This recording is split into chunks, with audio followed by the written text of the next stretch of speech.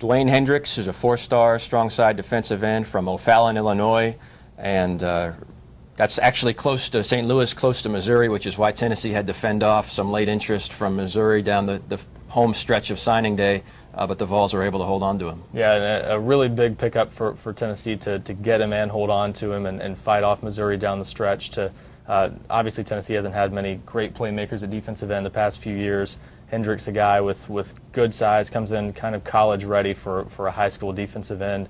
And obviously they need all the help there they can get, and having lost all their starters on the defensive line from last year also, big to get someone who's capable of coming in from the high school ranks and maybe making an immediate impact of some sort this year. I think he's maybe even a guy who's big enough to perhaps in 2-3 years down the road even grow into a defensive tackle, but for now he comes in as an SEC-sized defensive end.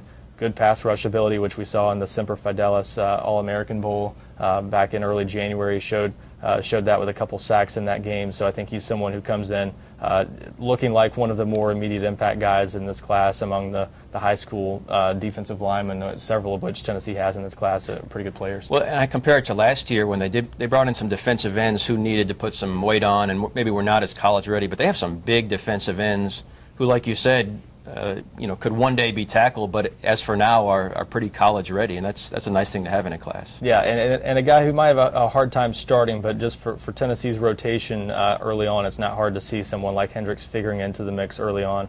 And this was a guy Florida wanted, some other schools were involved with, USC was involved with him for a while, so this was a big pickup. He had some family ties to Tennessee originally, or previously lived in the Memphis area, so understandable why Tennessee got him, but a big pickup to go into Illinois and get a player of this caliber.